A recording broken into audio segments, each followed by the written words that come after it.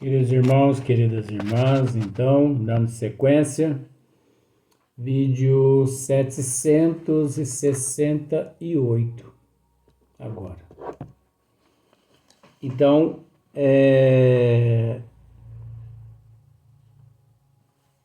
ainda na questão 247, capítulo 23, da obsessão, 247, mas está terminando. Então, vimos aqui, pode considerar-se imprudentes, intempestivas ou desazadas. Então, não são lá coisas confiáveis. A gente tem que tomar muito cuidado com isso, né? Estou repetindo porque devido à pressão muito grande, tem horas que às vezes eu pronuncio algumas frases, eu bato os olhos aqui e a pressão está tão grande que às vezes as minhas vistas ficam assim meio turvas. Só eu que sei o que eu aguento de vez em quando aqui, ainda mais que durante o vídeo anterior eu recebi uma chicotada nas costas, na cabeça, mas não tem problema. Então, eu olhei aqui, vi só o vulto, desassada, então pronunciei errado. Peço desculpa por ter pronunciado desassada errado, tá? Porque não é desassada, é desazada. Mas dando sequência, olha só para você ver. 248 agora. Kardec está dizendo assim, ó. Acontece muito frequentemente que um médium só se pode comunicar com o espírito que a ele se liga e responde pelos que são chamados por seu intermédio. Isso acontece. Então, olha só para você ver. Vou repetir novamente, isso aqui é muito interessante. Acontece muito frequentemente que um médium só se pode comunicar com um espírito que a ele se liga e responde pelos que são chamados por seu intermédio. O que isso quer dizer? Existe um espírito, eu estou me colocando na história, existe um espírito que por motivos diversos que desconhecemos, se liga a mim. Pois bem, mas acontece que essa ligação, ela é imperceptível. Ela é imperceptível. Às vezes, o médium percebe, às vezes o médium não percebe, às vezes nem as pessoas ali à sua volta percebem essa trama que eu vou dizer agora. Você chega à casa e você pede uma orientação, uma mensagem do espírito X, vamos pensar assim. Mas existe uma afinidade entre você e o espírito Y. Tá. Mas você pede uma mensagem do espírito X. Mas quem é que deixa a mensagem? O espírito Y e não o espírito X. Tá? Está aqui, gente. Isso é muito fácil. Ó, acontece muito frequentemente que um médium só se pode comunicar com um único espírito. Não deixa de ser uma fraqueza dele, do médium, não deixa de ser uma indisciplina dele, mas também é um processo natural. Que a ele se liga e responde pelos que são chamados por seu intermédio. É o que eu acabei de dizer. Nem sempre, um segundo só para mexer no som, é um segundo. Aí, você viu como foi rápido? Um segundo só. É porque o som automático, né? Então fica no automático, aí termina aquele automático. Você viu que eu gosto de esclarecer, né? Nossa Senhora. Tem gente que fala assim: Luiz, você se culpa demais. Deixa eu ficar quieto. Então,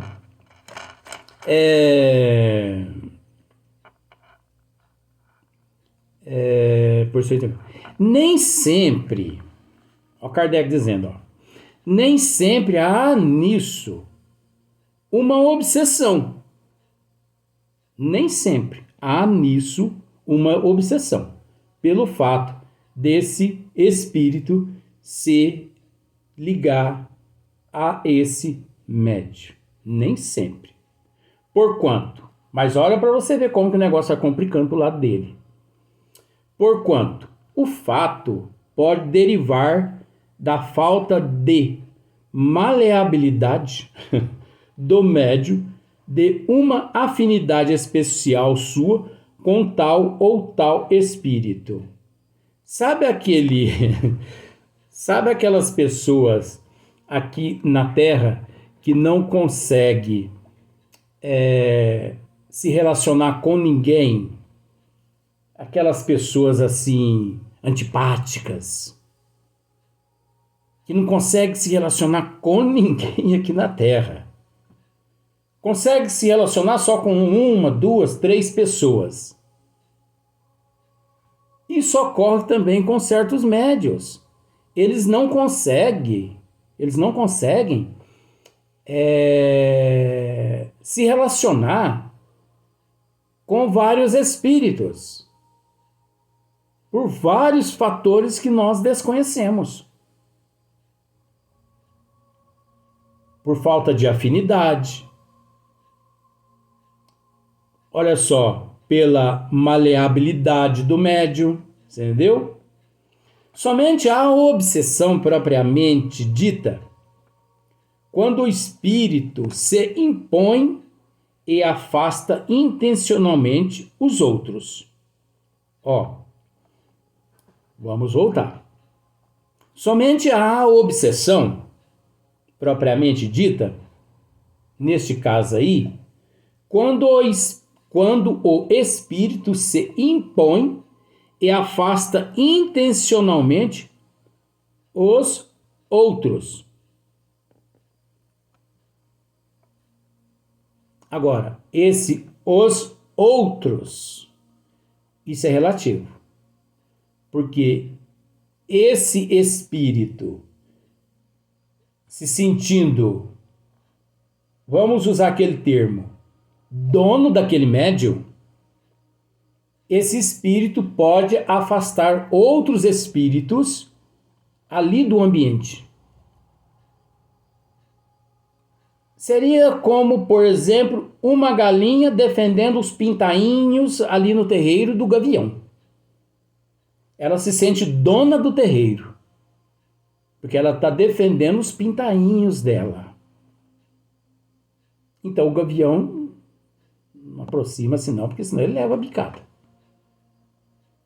Então isso aí já caracteriza obsessão. E quando também esse espírito atua através daquele médium, inspirando-o, intuindo-o a agir de determinadas formas. A partir daquele momento que ele passa a inspirar aquele médium começa a arrumar intriga com todos os encarnados da casa. E como aquele médium se sente assim, insubstituível, como se fosse a última bolachinha do pacote, ele manda e desmanda, humilha um, humilha outro, desfaz de um, desfaz de outro, na frente de todo mundo. Você entendeu? Isso é a falta de educação, falta de respeito, falta de caráter. Porque frente às pessoas, ninguém deve tratar assunto nenhum. de suma importância. Assuntos de suma importância devem ser tratados numa reunião da diretoria ou quando aquele médium quiser resolver aquela situação naquele momento, que chame aquele integrante até um cômodo lá no fundo, né? Lá nos fundos. Obrigado, vó. E leva o conhecimento dele. Olha, meu amiguinho, um jeitinho, você viu, passa mel. Às vezes aqui eu não passo mel, mas quando eu tenho que conversar com meus amigos, é com todo respeito. Mas é porque eu já nasci assim. Eu não sei tratar as pessoas de outra forma. Então a pessoa conversa ali baixinho. Olha, você não acha que tá assim, assim, assim, assim? Melhora isso. Faz isso. Testa. Faz um teste. Agora não. Na frente de todo mundo, a pessoa escandaliza. Você fala de educação. Mas nós não podemos nos esquecer que há por detrás dele ali um espírito obsessor, levando ele a agir daquela forma. Só que nós não podemos culpar também só os espíritos obsessores. Porque culpar os espíritos por tudo que nos acontece seria fácil, né? Por exemplo, com todo respeito ao termo, a mulher aparece grávida, culpa do espírito. O homem trai a esposa, culpa dos espíritos. Isso é contra os desígnios das leis divinas. O primeiro passo é nosso. Por que é que os espíritos, os meus amiguinhos que estão já a uns 500 metros aqui da minha residência, por que que eles me atacam? Por quê? Porque durante o dia eles me inspiram a pensar, a alimentar determinados sentimentos negativos. Ora, gente, porque eu sou um espírito em processo de evolução aqui no corpo, uma alma em processo de evolução. Eu também sou falho, sou perfeito não. Então eu penso determinadas coisas e me delicio com aquele sentimento negativo. Pronto, já abri as portas para que aqueles espíritos, à noite, couro nele. Então, nós, no corpo físico, devemos abrir as portas psíquicas a esses nossos irmãos. Eles nunca nos atingiriam se mantivéssemos o orai e o vigiai de nosso Senhor Jesus Cristo 24 horas. Mas quem consegue 24 horas? Jesus, Maria, José e todos os apóstolos juntos. E também o meu crucifixozinho também. Tudo junto. Então, nós temos que ficar muito atento, porque existe a influência dos espíritos, mas existe também a influência do médium, da pessoa. Porque quando vem aquela vontade de abrir a boca para falar besteira, não fale. Veio vontade de contar uma piada, não conte. Eu detesto piada. Né? Luiz, mas eu já ouvi dizer que Chico gostava de piada. Gente, mas vai ver lá as piadas que Chico contava. Vai ver as piadas. Uma vez eu ouvi uma piada que o Chico gostava. Você entendeu? O Chico adorava essa piada. Qual a piada? O galo estava no terreiro, pagiando 6 galinhas. E do outro lado do vizinho, um outro galo. E esse galo pensando assim: eu ainda vou destruir aquele galo do vizinho e vou ficar com aquelas 6 galinhas para mim. Até que um dia, o galo da vizinha pulou para dentro daquele terreiro. Mas como as 6 galinhas amavam aquele galo do terreiro ali, elas se juntaram a ele e bateram tanto nele, mas tanto nele, que se ele não foge do terreiro, aquelas galinhas tinham feito aquele galo no almoço. Olha o tipo de piada que o Chico gostava. Tem maldade nisso aí? Não, né? Não, mas tem psicologia. As galinhas que se encontravam junto com aquele galo. Agora, por que aquelas galinhas se juntaram àquele galo? Ali do terreiro delas. Porque elas o amavam. Ele amava elas. Ele retribuía, elas retribuíam. Ele não era um galo agressor. Ele não batia nela, ele não humilhavam elas. Agora, por que aquele do vizinho pensava em deixar as dele e pular para o terreiro do vizinho? Porque ele era um transgressor das leis divinas. Ele não respeitava nem as dele. Quanto mais, ele não tinha respeito pelas do próximo. Tudo é ensinamento, gente.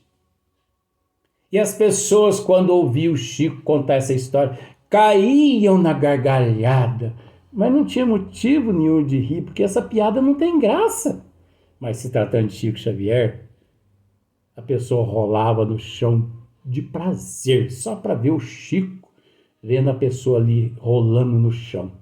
Se o Chico me conta uma piada dessa, eu rolava no chão, nos pés dele, igualzinho um gato. Apesar que de gato não tem nada, mas de um cãozinho cheio de pulga, mas tudo bem, né? Então vamos lá. Então, olha só para você ver. Mas você entendeu o que é psicologia, né? O que jamais é obra de um espírito bom. Então, essa atitude desse espírito, através desse médium expulsando as pessoas da casa espírita, não é a atitude de um espírito bom. Geralmente, o espírito que se apodera do médium, tendo em vista dominá-lo, não suporta o exame crítico das suas comunicações. Isso, gente, isso é de extrema importância.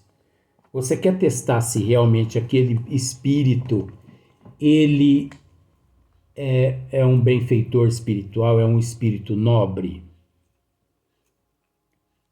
Passe as comunicações dele pelo crivo da razão. Faça-lhes pergunta. Consulte ele a respeito de diversas matérias. É direito. Você não pode permitir ser mistificado.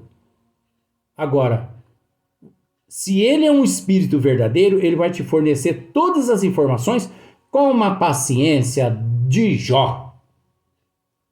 Agora, se aquele espírito, se ele não permitir que você faça-lhe alguma crítica, que você faça-lhe algumas perguntas, que você o interrogue, que você questione, fique esperto, porque ali tem um obsessor ali, um lobo escondido atrás de pele de ovelha. Fique esperto, né? Continuando. Não suporta o exame crítico das suas comunicações. Quando vê que não são aceitas, que as discutem, não se retira, mas inspira ao médium o pensamento de se insular. Tá vendo só? Chegando mesmo, não raro, a ordenar-lhe. Todo médium que se melindra, olha só, todo médium que se melinda com as críticas das comunicações que obtém, faz-se eco do espírito que o domina. Então você chega e critica com todo respeito. Ó, meu amigo, ó, minha amiga, eu não concordo com o que o espírito disse ontem através de você. Você sabe que é um direito nosso, né, de estudar isso, mas nós não podemos permitir certas questões. Mas, olha, eu não concordo. Porque ele disse isso e não condiz com as leis divinas. Se o médium bater em seus ombros e dizer assim, você está certinho em questionar isso, vamos fazer o seguinte, vamos nos reunir à noite, convide mais pessoas que estiveram nos trabalhos ontem à noite, para que todos nós possamos discutir esse assunto, porque pode ser que algum espírito charlatão, mistificador, passou-se pelo mentor da casa. E isso não é difícil acontecer, porque nós estamos em processo de evolução. Vamos nos reunir hoje à noite ou amanhã para discutirmos esse assunto. Maravilha! Amei você ter trazido essa questão até a mim. Esse é o verdadeiro médium. Agora, meu amigo, eu não concordo. Você não concorda? Você não concorda porque você não tem cultura. Porque você não tem.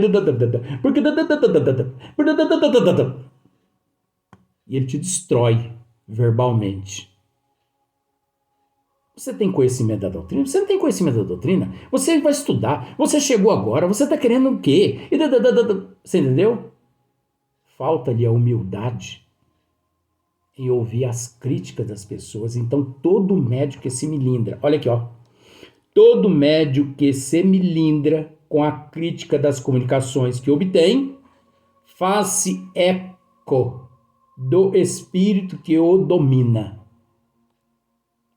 O médium, naquele momento ali, ele é o reflexo da ignorância do espírito que o domina.